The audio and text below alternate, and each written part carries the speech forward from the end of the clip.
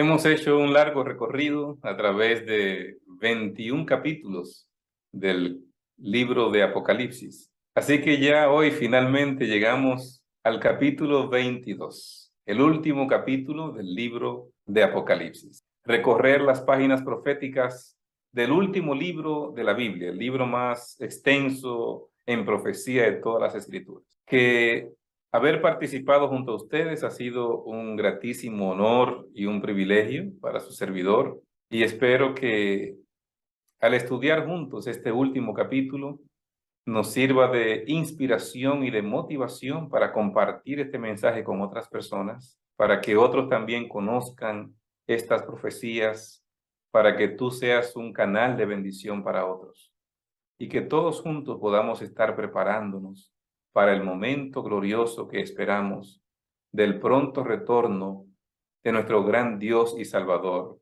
Cristo Jesús. Comencemos nuestro estudio del capítulo 22 del libro de Apocalipsis. Hemos titulado a este último capítulo La restauración final.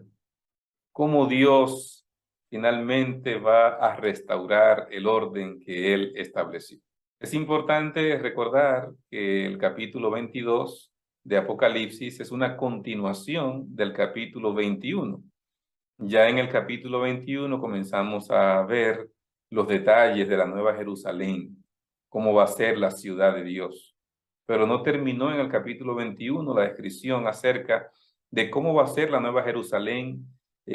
Ya vimos algunos aspectos de esta santa ciudad de Dios, pero hoy en el capítulo 22 vamos a continuar viendo otros aspectos acerca de cómo va a ser la Nueva Jerusalén, la ciudad capital de la tierra nueva. Recordamos que nosotros estudiamos en el capítulo 21 que la Nueva Jerusalén se va a constituir en la ciudad capital del planeta Tierra. Y aquí va a morar el mismo Dios y el mismo Jesucristo. Y Dios morará con ellos y estará con ellos como su Dios. Vamos al versículo 1 de inmediato, que nos dice: después me mostró un río limpio de agua de vida, resplandeciente como cristal, que salía del trono de Dios y del Cordero. No habrá mar, pero habrá río. Y así como hay un árbol de vida, hay un río de agua de vida que va a salir del mismo trono de Dios, establece el texto. La imagen del agua viva procedente de la ciudad proviene de varios textos del Antiguo Testamento. Apocalipsis 22:1 nos recuerda el río que fluía del jardín del Edén. Ya usamos ese versículo en el capítulo anterior y lo vamos a leer una vez más. Y salía de Edén un río para regar el huerto, y de allí se partía en 4 brazos. Así que no habrá mar, pero sí habrá un río, y un río de vida, como el árbol de vida, el río de vida que sale del trono mismo de Dios. Así lo establece la palabra inspirada en el capítulo 22, verso 1. El Salmo 46:4 dice: del río sus corrientes alegran la ciudad de Dios, el santuario de las moradas del Altísimo. Del río sus corrientes alegran la ciudad de Dios. Así que miren qué interesante que las letras, las palabras de este salmo hacen una alusión a lo que va a ser la vida en la tierra nueva, porque del río de vida que alegran la ciudad, entonces el santuario de las moradas del Altísimo. ¿Cuál es la ciudad que también es un santuario de la morada de Dios? Porque Dios estará allí. Es la Nueva Jerusalén. Así que el Salmo 46 nos está hablando proféticamente de lo que va a suceder en la Nueva Jerusalén y amplía lo que nos está diciendo Apocalipsis 22:1. Pero hay otro aspecto que se menciona en el versículo, y es que allí va a estar el trono del Cordero. Vamos a leer una vez más Apocalipsis 22:1. Después me mostró un río de agua limpia de vida, resplandeciente como el cristal, que salía del trono de Dios y del Cordero. Hasta este punto, cuando nosotros miramos lo que nos va narrando la palabra de Dios, Siempre se ve a Jesús en el trono del Padre. Pero después de la destrucción definitiva del mal que narra el capítulo 20, ahora en el capítulo 22 se está mencionando el trono del Cordero. Así que se está estableciendo cómo Cristo toma control completo del trono, porque ya a sus enemigos los puso por debajo de sus pies. Así que ya Cristo asume, y por eso se ve a Cristo sentado ya en el trono del Cordero, no solo en el trono del Padre, en el trono del Cordero. Así lo establece el versículo 1. Y este es un comentario que hace Ranko Stefanovic. Apocalipsis 22:2. Y a uno y otro lado del río está el árbol de la vida, que produce 12 frutos, dando cada mes su fruto. En esta continuación de la narrativa de la ciudad santa de la Nueva Jerusalén, también nos dice que vamos a tener allí el árbol de la vida. Es importante que sepamos que ese árbol de la vida que estuvo en el jardín del Edén no desapareció por arte de magia. El libro Patriarcas y Profetas establece que en ocasión del diluvio, previo al diluvio, Dios se llevó el árbol de la vida para el cielo, y ese árbol de la vida es el que está en la santa ciudad, y ese árbol de la vida que estaba en Edén es el árbol de la vida que va a haber en la Nueva Jerusalén, y del que nosotros vamos a comer cada mes un fruto diferente del mismo, como lo estamos leyendo en Apocalipsis capítulo 22, versículo 2. Ezequiel 47:12 dice: y junto al río, en la ribera, a uno y otro lado, crecerá toda clase de árboles frutales. Sus hojas nunca caerán, ni faltará su fruto. A su tiempo madurará, porque sus aguas salen del santuario, y su fruto será para comer, y su hoja para medicina. Ezequiel está hablando proféticamente del ideal que podría ser Jerusalén. Y fíjense lo que está hablando aquí, junto al río. Va a haber árboles, y esos árboles, sus hojas no caerán. Aquí en la tierra podemos ver algo así, que un árbol ya no caigan sus hojas. No lo podemos ver porque esta tierra está contaminada con el pecado. Así que lo que estamos viendo aquí es algo de lo que va a suceder en el reino restaurado que el Señor va a completar una vez Cristo venga por tercera vez a esta tierra. Está diciendo el texto que su fruto será para comer y su hoja para medicina. O sea, no hay ninguna situación que va a producir enfermedad, pero está hablando de que el comer del fruto nos va a dar vida. ¿Y de qué árbol es que al comer su fruto tenemos vida? Que para el hombre vivir eternamente, en el Edén tenía que comer del árbol de la vida. Cuando el hombre peca, ¿qué hace Dios? Lo saca del Edén para que no coma del árbol de la vida. Y puso 2 ángeles para que ellos no puedan entrar en el jardín del Edén. Ahora, en la tierra nueva, específicamente en la ciudad capital, vamos a tener el árbol de la vida una vez más, que nos va a permitir extender la vida. Vamos a comer cada mes de su fruto, vamos a vivir eternamente. ¿Por qué Dios hizo esto? ¿Y por qué lo va a volver a hacer? Porque es un recordatorio para el hombre de que la vida eterna no es inherente de mí como ser humano, que la vida eterna no es inherente porque yo soy sabio, porque yo soy astuto, porque yo tengo autoridad, porque yo tengo poder. No, yo tengo vida eterna porque Dios me ha dado esa vida eterna. Y para yo poder tener la vida eterna, tengo que ir y comer del fruto del árbol de la vida. Es un recordatorio de que no es mía la vida eterna. Es un don que Dios me ha otorgado. Y a través de comer de ese árbol, entonces el Señor me permite perpetuar la vida. Así es más o menos lo que nos está presentando el libro de Ezequiel de igual manera. El fruto del árbol de la vida que estaba en el jardín del Edén tenía virtudes sobrenaturales. Estoy leyendo el libro Maranata, página 316. Comer de él significaba vivir para siempre. Era el antídoto contra la muerte. Sus hojas servían para mantener la vida y la inmortalidad. Después de la entrada del pecado, el labrador celestial lo trasladó al paraíso que está en el cielo.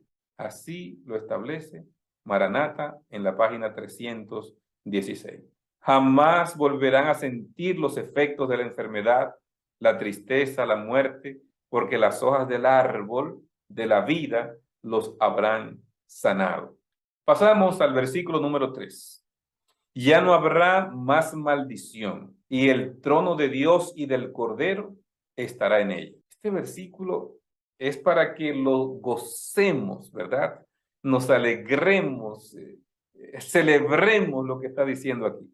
Lo que está diciendo este versículo es que esta tierra se va a convertir en el centro del universo, porque el trono de Dios se va a trasladar del tercer cielo a esta tierra.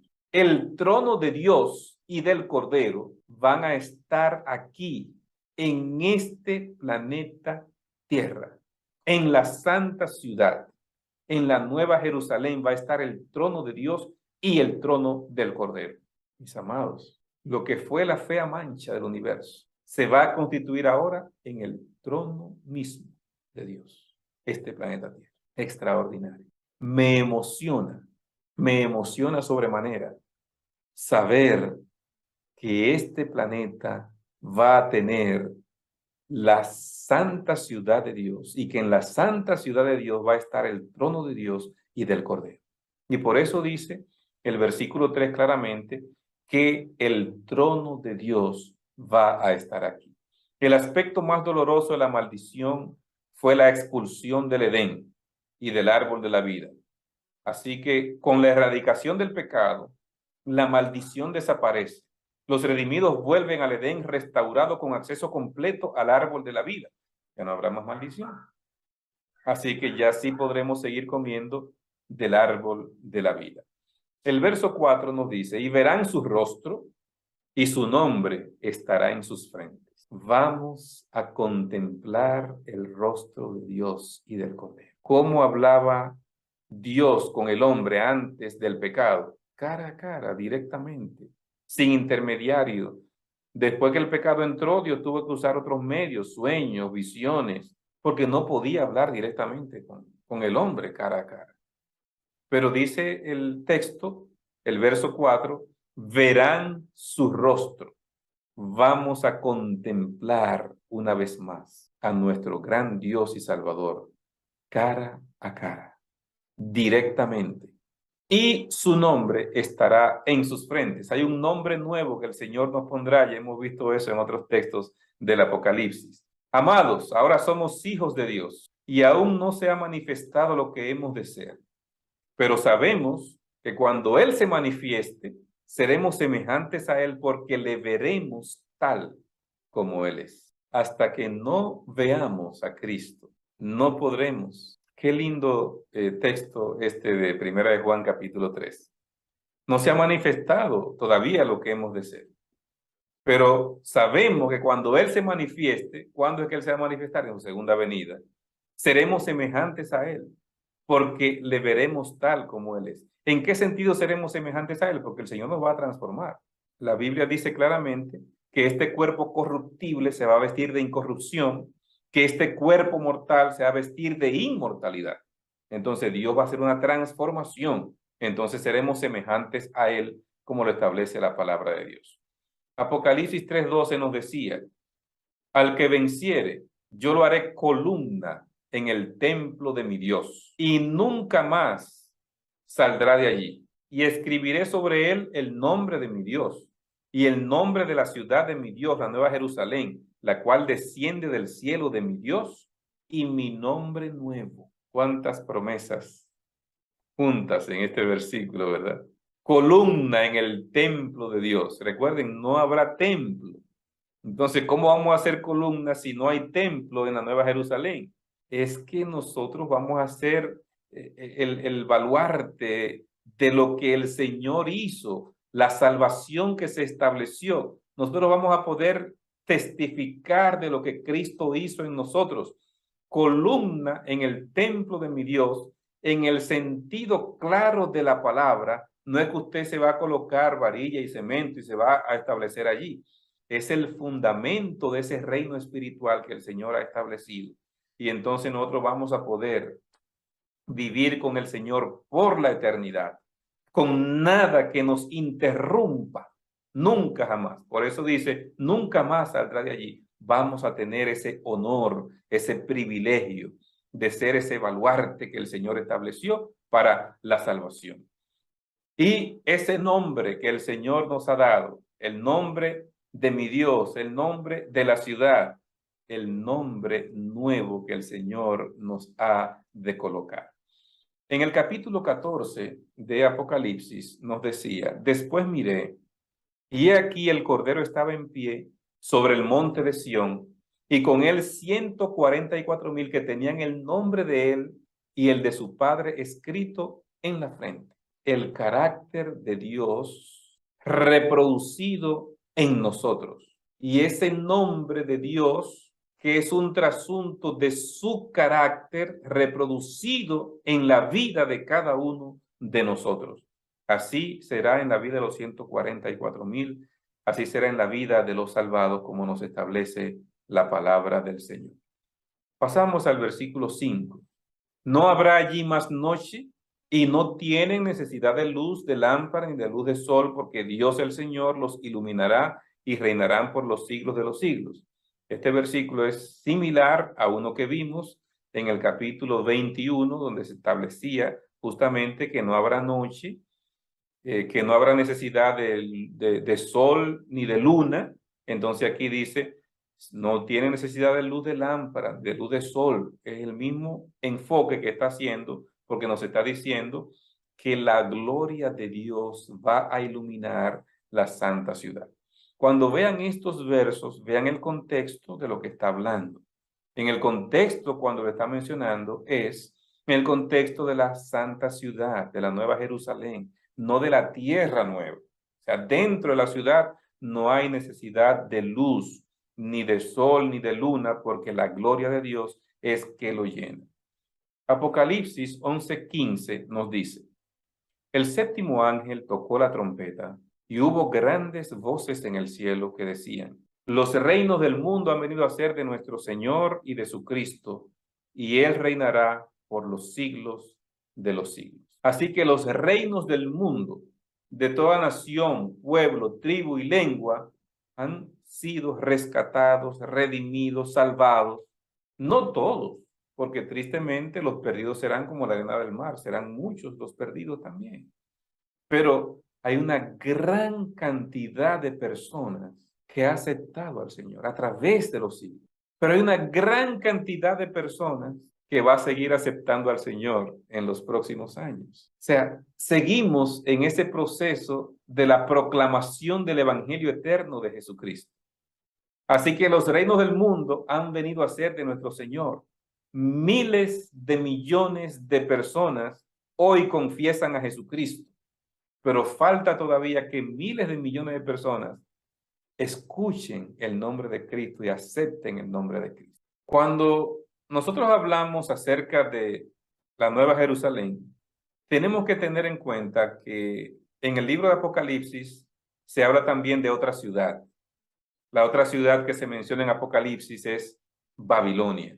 Y cuando miramos el Apocalipsis vemos alusión a Babilonia, alusión a la Nueva Jerusalén. Entonces la pregunta que surge es, hay un contraste y el Señor establece una diferencia muy marcada entre la Babilonia que menciona el libro de Apocalipsis y la Nueva Jerusalén que menciona el libro de Apocalipsis. Porque la Babilonia representa a aquellos que siguen el pecado, a aquellos que siguen a la bestia, al dragón, al falso profeta. Eso representa Babilonia en el Apocalipsis. Ahora, la Nueva Jerusalén representa a los hijos fieles de Dios que honran al Señor en su vida, aún a costa de su propia vida. Vamos a ver los paralelos y contrastes entre Babilonia y la Nueva Jerusalén. En primer lugar, se habla de Babilonia como la gran prostituta, la Nueva Jerusalén como la esposa del Cordero. Se habla de Babilonia como adornada con piedras preciosas y de la Nueva Jerusalén como adornada con piedras preciosas. Se habla de Babilonia como la prostituta que ofrece la copa de las abominaciones, de la Nueva Jerusalén que ofrece el agua de vida. De Babilonia como la morada de demonios, de la Nueva Jerusalén como la morada de Dios. Mientras Babilonia está llena de cosas inmundas, abominaciones y pecado, la Nueva Jerusalén no tiene nada inmundo ni abominable. Las naciones y los reyes en Babilonia dan su poder y su autoridad a la bestia. En las naciones y los reyes traen su gloria a la Nueva Jerusalén. Los reyes y las naciones que se salvaron, ¿verdad? Babilonia está situada sobre muchas aguas, es decir, sobre el Éufrates. La Nueva Jerusalén tiene un río de vida que fluye en medio de ella. Babilonia se caracteriza por su rebelión contra Dios. La Nueva Jerusalén se caracteriza por su fidelidad a Dios. Como podemos ver a través del libro de Apocalipsis, siempre hay un contraste y cierto paralelismo entre estas dos ciudades, pero es por lo que representan. ¿Qué representan? Las personas que deciden honrar a Dios o los que deciden seguir a la bestia y a quien está detrás de la bestia, que es a Luzbel. Pasamos ahora a la parte final del Apocalipsis, el epílogo del Apocalipsis, que está en el capítulo 22, versos 6 en adelante. Hasta el verso 5 nos siguió hablando un poco de la Nueva Jerusalén, nos dio algunos detalles adicionales, pero ahora viene el epílogo, ya la parte final del Apocalipsis. Así que en el capítulo 1, versos 1 al 8, estaba el prólogo del Apocalipsis. Así comenzó la introducción del libro, ¿verdad? Pero ahora el epílogo proporciona un resumen general del libro entero. Mucho del prólogo se repite aquí. Los temas introducidos en el prólogo que corren a través del libro llegan a su conclusión ahora en esta parte final del Apocalipsis, en el epílogo. Así que esta última parte actúa como la confirmación y la confiabilidad de todo lo que el libro contiene. Pasamos al versículo 6 para iniciar este epílogo o parte final del Apocalipsis. Y me dijo, estas palabras son fieles y verdaderas. El Dios de los espíritus de los profetas ha enviado su ángel para mostrar a sus siervos las cosas que deben suceder pronto. ¿Qué es lo que está diciendo el versículo 6? Bueno, todo lo que has visto en este libro de Apocalipsis es fiel y es verdadero. O sea, Dios ha enviado su guía, su conducción, su dirección, ha enviado su ángel para mostrarte las cosas que van a suceder. Cada generación del pueblo de Dios ha de vivir en constante expectativa ante la venida de Cristo. Las cosas que deben suceder pronto. Cuando habla de las cosas que deben suceder pronto, está hablando de lo que ya está profetizado que debe pasar en el libro de Apocalipsis. Veamos el verso 7 para que lo podamos entender mejor. He aquí, vengo pronto. Bienaventurado el que guarda las palabras de la profecía de este libro. Vengo pronto. Mis amados, el Señor está haciendo una promesa maravillosa. Recuerdan que Apocalipsis capítulo 1 comenzaba hablando. He aquí viene con las nubes y todo ojo le verá. Así que ahora lo que dice en el prólogo, lo reitera en el epílogo. He aquí vengo pronto. Solo decía en el prólogo, he aquí viene con las nubes, pero ahora dice, vengo pronto. Y hay una bienaventuranza entonces. Bienaventurado el que guarda las palabras de la profecía de este libro. Cuando obedecemos lo que el Señor nos dice, somos bienaventurados. El tiempo presente futurista sugiere una acción que va a suceder en el futuro como si ya estuviese ocurriendo en el presente. He aquí vengo pronto. He aquí yo voy a venir. No, lo está diciendo como en un momento, en un tiempo presente futurista. ¿Y cómo se explica esto de presente futurista? He aquí vengo pronto. Yo vengo. Yo voy a venir un día. No lo estoy diciendo como algo futuro, no. lo estoy diciendo, es tan seguro, es tan certero, es tan cierto lo que estoy diciendo, que lo estoy diciendo como en presente, aunque todavía no está sucediendo, pero va a suceder. Con esa certeza, ese tiempo presente futurista que podemos ver aquí. He aquí, vengo pronto. Qué lindo, ¿verdad? Qué manera de poder el Señor garantizarnos, decirnos que es seguro lo que Él nos está prometiendo en su segunda venida. El tema del Apocalipsis y de este capítulo 22 es la venida de Cristo. Apocalipsis 1:4 dice el que ha de venir.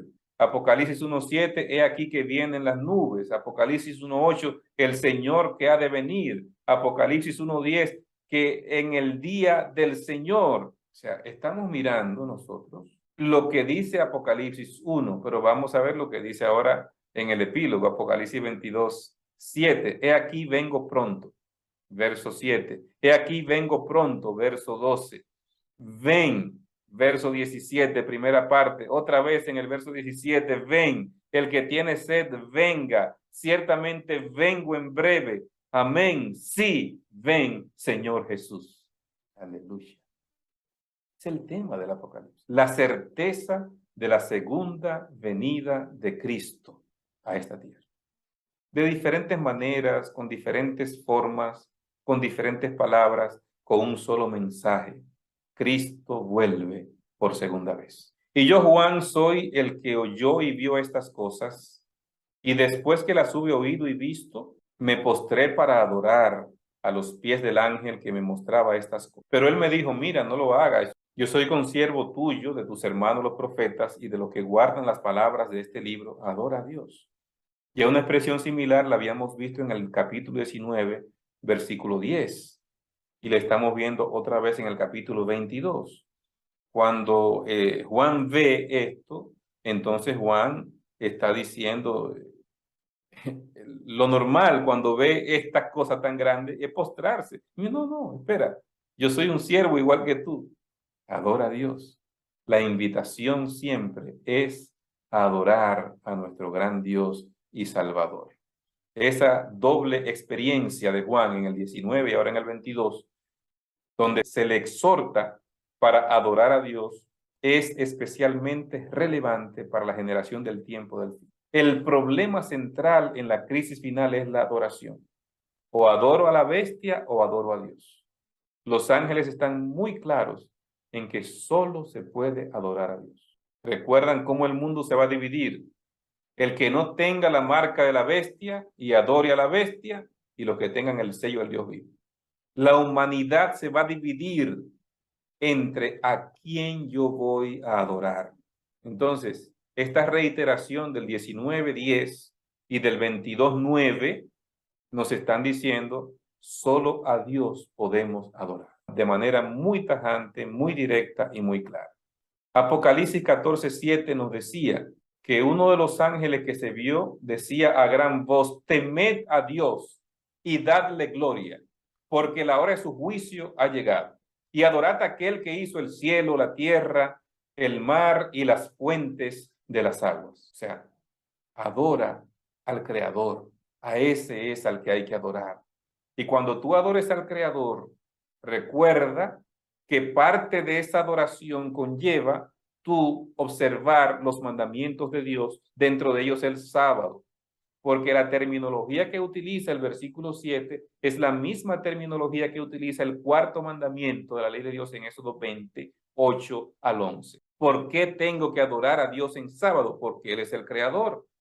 Él fue el que hizo el cielo, la tierra, el mar y la fuente de las aguas. Entonces, adora a Dios. El mundo se va a dividir en la adoración. Los que adoran a la bestia, guardando el domingo y honrando el domingo. Los que adoran a Dios, guardando el sábado y adorando a Dios durante estas horas que el Señor mandó que se le adore. Versículo 10, y me dijo, no selles las palabras de la profecía de este libro, porque el tiempo está cerca. ¿Qué contraste con lo que decía Daniel? Daniel le dice, mira Daniel, cierra las palabras y sella el libro hasta el tiempo del fin. Muchos correrán de aquí para allá y la ciencia se aumentará. La ciencia de el conocimiento profético se va a aumentar en el tiempo final. De eso es que está hablando Daniel. Entonces está diciendo, Daniel, cierra las palabras, sella el libro hasta el tiempo del fin. Pero a Juan se le dice, no selles porque el tiempo está cerca. O sea, lo que nos está diciendo Apocalipsis es que este libro de Apocalipsis hay que estudiarlo, hay que conocerlo, hay que compartirlo. La gente tiene que conocer el mensaje del Apocalipsis. Desde que empezó el tiempo del fin en 1798 hacia acá, iba a empezar un conocimiento diferente de las profecías y así ha sido. Pero en la medida que nos acercamos al fin, con mayor razón necesitamos nosotros conocer mejor las profecías de Daniel y Apocalipsis y compartirlas con la humanidad. El verso 11 dice, el que es injusto sea injusto todavía, el que es inmundo sea inmundo todavía, el que es justo practique la justicia todavía y el que es santo santifíquese todavía. Estas palabras son las palabras que el Señor pronuncia para la sentencia final de las decisiones que tomó cada uno. Todo el mundo tomó una decisión, o adoro a la bestia o adoro a Dios.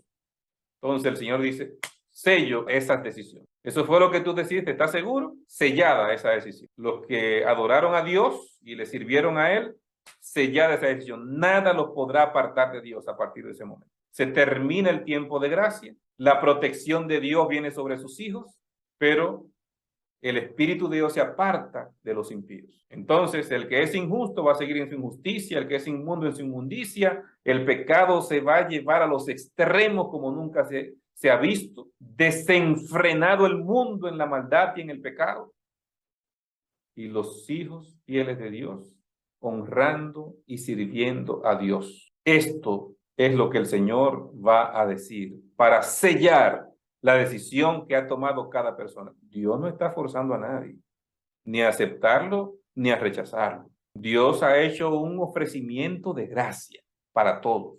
Todo aquel que en Él crea no se pierda, mas tenga vida eterna. Pero Dios tiene que respetar el libre albedrío que le ha entregado a cada ser humano. Cuando todos tomen una decisión, Dios va a sellar esa decisión. Y estas palabras son la evidencia de eso. Dice el verso 12, he aquí yo vengo pronto y mi galardón conmigo para recompensar a cada uno según sea su obra.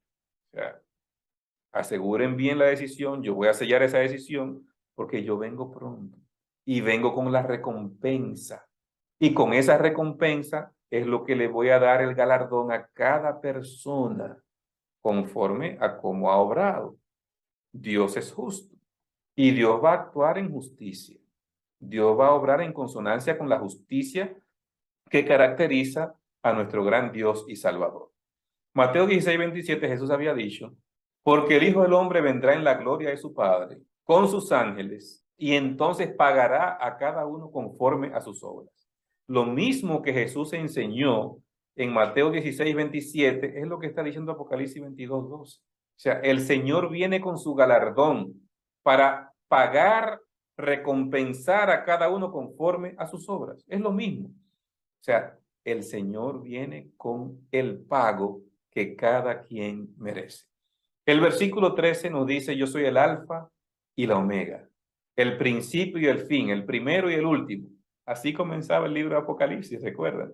El Señor identificándose como el primero y el último, como el principio y el final, el alfa y la omega. Así también nos lo dice aquí el capítulo 22, verso 3.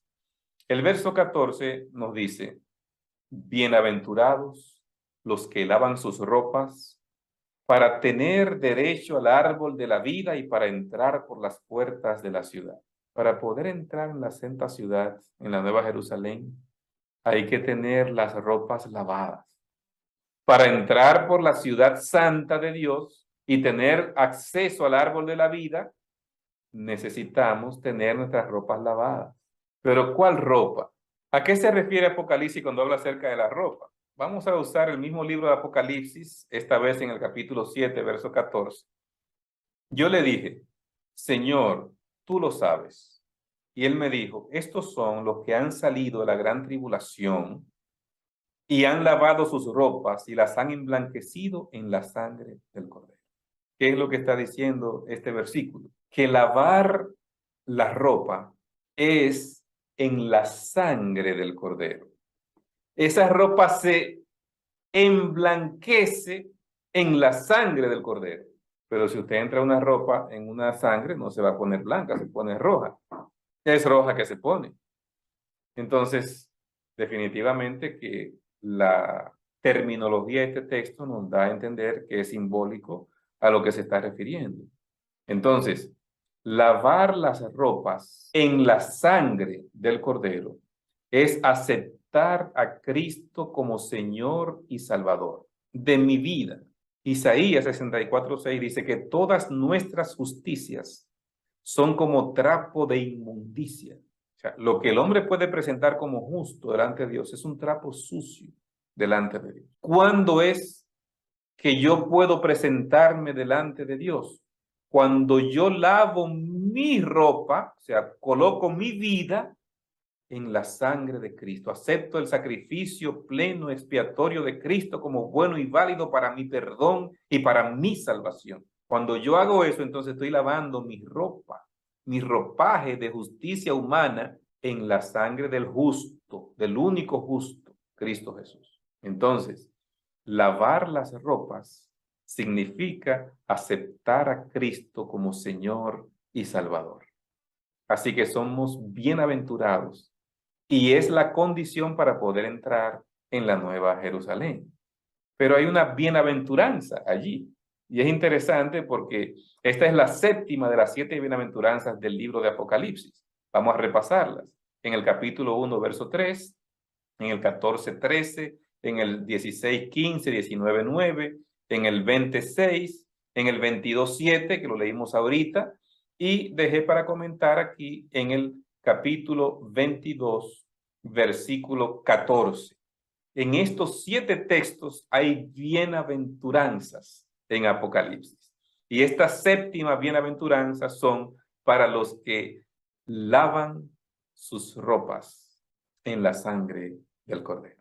Mis amados, si por alguna razón nuestras ropas no están todavía limpias, en este mismo instante tú puedes lavar tus ropas en la sangre del Cordero. Si hay una oración que Dios contesta inmediatamente, es la oración pidiendo perdón por nuestros pecados. Dios no espera que tú hagas una penitencia. Dios no espera que pase cierto tiempo, que tú cumplas con algún requisito. Cuando pedimos perdón por nuestros pecados en la sangre de Cristo Jesús, esa oración se responde inmediatamente. Lava tus pecados. Purifica tu vida en la sangre del Cordero. El verso 15 nos dice, mas los perros estarán fuera, y los hechiceros, los fornicarios, los homicidas, los idólatras, y todo aquel que ama y hace mentira. Vuelve a mencionar los hechiceros, fornicarios, homicidas, idólatras, los mentirosos. Vuelve a enfatizar otra vez la mentira. Cuidado con ese tipo de pecado.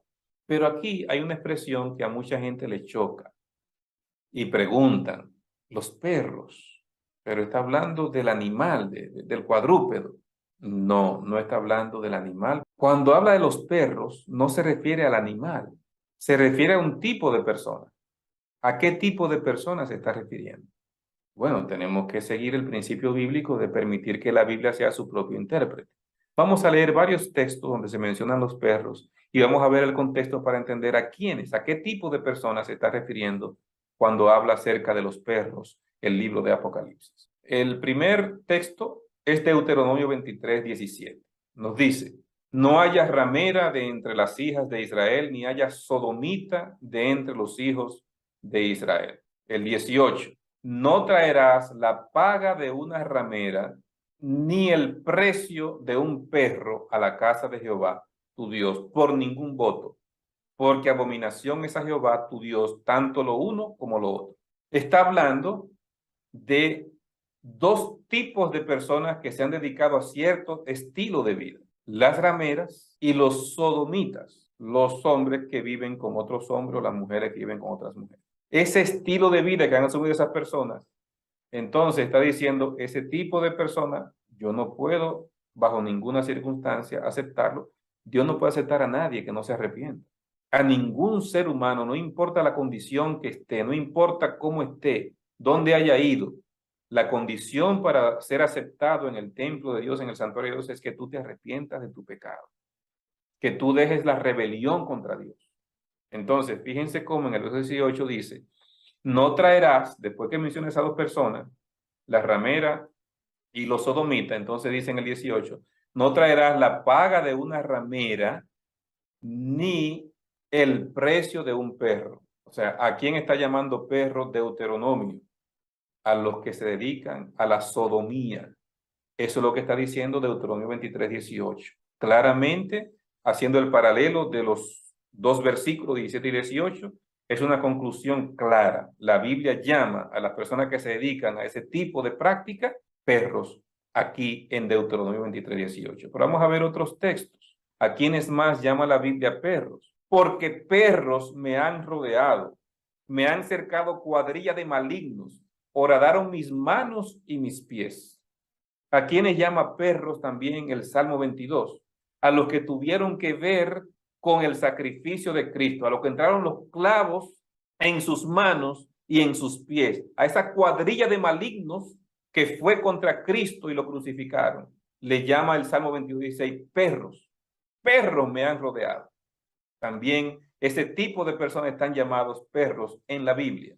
Mateo 7, 6. No deis lo santo a los perros, ni echéis vuestras perlas delante de los cerdos, no sea que los pisoteen y se vuelvan y os despedacen. No deis lo santo a los perros. ¿Qué es lo que significa? Una persona que no valora el evangelio, que no le da importancia al mensaje de salvación. ¿Cómo le llama la Biblia a esa persona que desdeña el evangelio de Cristo? Perros. No des lo santo a los perros. O sea, también este tipo de persona es llamada perros en la palabra de Dios. Filipenses 3:2.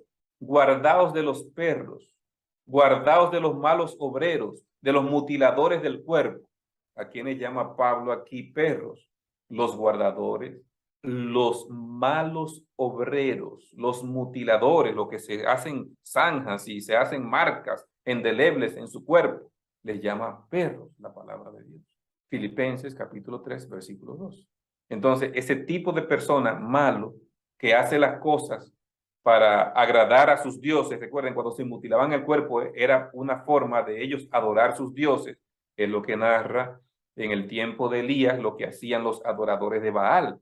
Se empezaban a mutilar el cuerpo para sangrar, supuestamente para con eso agradar al dios Baal. Entonces, cuando tú estás haciendo eso, lo que tú estás diciendo, lo que está diciendo el texto es, son las personas, los mutiladores del cuerpo son las personas que adoran a los ídolos y a los dioses que no es el Dios verdadero. Esos son perros en la palabra de Dios. Segunda de Pedro 2:22, pero les ha acontecido el verdadero proverbio. El perro se vuelve a su vómito y la puerca lavada a revolcarse en el cieno. ¿A quién llama perro aquí entonces? ¿A quién está utilizando como símbolo de perro aquí? A la persona que vive y se revuelca en el pecado. O sea, no hay arrepentimiento. Podemos pecar. Nosotros mientras estamos en esta tierra pecamos. No hay un solo ser humano que diga que no peca. Pero tenemos que arrepentirnos y abandonar el pecado, no seguir envueltos en el pecado. Entonces, cuando una persona, después que ha sido salvado por Cristo Jesús, vuelve y se enreda en el pecado, entonces no hay arrepentimiento. Y se queda envuelto en el pecado y revolcándose en el pecado, entonces no hay arrepentimiento. Y si no hay arrepentimiento, Dios no lo puede salvar. Entonces, aquí se llama a ese tipo de persona justamente usando ese símbolo de el perro que se vuelve a su vómito, hablando de la persona que se vuelve a su condición pecaminosa después de haber conocido al Señor. Así que, como miramos, en todos estos pasajes está mencionando diferentes tipos de personas con un denominador común. Son personas que no se han arrepentido, que han seguido viviendo en el pecado, que siguen en rebelión contra Dios Entonces a todo ese tipo de personas se les llama en la Biblia perros. Pasamos al verso 16. Yo, Jesús, he enviado mi ángel para daros testimonio de estas cosas en las iglesias. Yo soy la raíz y el linaje de David, la estrella resplandeciente de la mañana. El Señor envió a su ángel para que este mensaje se llevara a través de Juan a las iglesias. Y Jesús dice, yo soy la raíz, yo soy del linaje de David, la estrella resplandeciente de la mañana. Qué lindo mensaje nos da el Señor. Y miren cómo explica el Señor, y miren qué llamado hace el Señor en el verso 17. El espíritu y la esposa dicen, el que oye, diga, ven. El que tiene sed, venga. El que quiera, tome del agua de la vida gratuitamente. Hay un llamado del Espíritu, de la iglesia que es la esposa. Ese llamado que el Señor nos hace es, ven, ven a mí. Ya no vagues más en este mundo de pecado, de maldad, de injusticia, de dolor, de sufrimiento. Ya no vagues más en este mundo sin Cristo, sin Dios, sin salvación. El que quiere salvación, venga, tome del agua de la vida gratuitamente. Esa linda invitación te hace Jesús. Es la invitación final del Apocalipsis. Ven, acéptame, sírveme, búscame. Yo quiero darte perdón, quiero darte vida, quiero darte salvación. En el último y gran día de la fiesta, Jesús se puso en pie, alzó la voz, diciendo, si alguno tiene sed, venga y beba a mí. ¿Cuál es el agua de la vida? Cristo. Por eso él dice, si alguno tiene sed, venga a mí, tome del agua de la vida gratuitamente. Cristo es esa agua de vida que nos da perdón y que nos da salvación. El que cree en mí, como dice la Escritura, de su interior correrán ríos de agua viva. ¿Cómo yo bebo del agua de la vida? Creyendo en Cristo. Por eso él dice, el que cree en mí, de su interior correrán ríos de agua viva. Para beber del agua de la vida gratuitamente, lo que tenemos es que creer en el Señor. ¿Y qué es creer? Confiar. Confía tu vida en las manos de Dios. Entrega tu vida en las manos del Señor. Es el llamado final que te hace el libro de Apocalipsis. Tienen dos versículos que son una advertencia importante. Yo testifico a todo aquel que oye las palabras de la profecía de este libro. Si alguno añadiere a estas cosas, Dios traerá sobre él las plagas que están escritas en este libro. Lo que ya estudiamos en los capítulos 15 y 16. Si alguien añade, van a venir las plagas sobre esa persona. O sea, no podemos añadirle nada a la palabra de Dios. Hay personas que suman cosas y que quieren agregar cosas a lo que ya Dios ha establecido. Cuidado. El Señor hace una advertencia final en el libro de Apocalipsis. Sigue diciendo el verso 19. Si alguno quitare de las palabras del libro de esta profecía, Dios quitará su parte del libro de la vida y de la santa ciudad y de las cosas que están escritas en este libro. No le quiten nada. Hay personas que quisieran desaparecer algunas porciones de la Biblia. Cuando usted busca los 10 mandamientos en Éxodo 20, 3 al 17, hay personas que quisieran sacar el cuarto mandamiento, que nos manda a honrar a Dios el sábado. Quisieran desaparecerlo, pero está ahí. Es el cuarto mandamiento de los 10 mandamientos de la ley de Dios. Hermanos, no le quite nada, ni a este libro ni a la Biblia. Esto el Señor lo reveló para nuestra salvación. Cuidado con quitar de este libro, porque dice el verso 19, Dios quitará entonces su nombre del libro de la vida y de la santa ciudad. Eso que está diciendo Apocalipsis 22, 18 y 19, ya lo había dicho Salomón en Eclesiastés 3:14. He entendido que todo lo que Dios hace será perpetuo. Sobre aquello no se añadirá, ni de ello se disminuirá, y lo hace Dios para que delante de él teman los hombres. No le añadas a la palabra de Dios, no le quites a la palabra de Dios, acéptala tal cual es. Sometámonos a su instrucción, sometámonos a su corrección. Lucas 16, 17. Pero más fácil es que pasen el cielo y la tierra, que se frustre un tilde de la ley. Lo que Dios hace es perpetuo. Es lo que dice Eclesiastés, es lo que dice Jesús. Jesús dice, más fácil es que pase el cielo y la tierra que un tilde de la ley.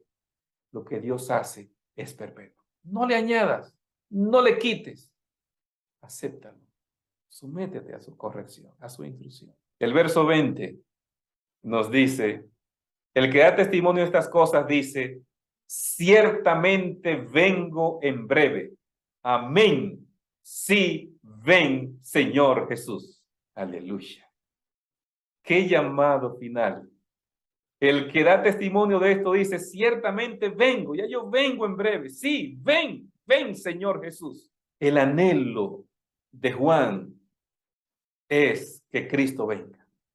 El anhelo de Cristo es venir. Por eso miren cómo el verso dice, el que da testimonio de estas cosas, ¿quién es? Es Jesús. Es Jesús. Dice, vengo en breve. Amén.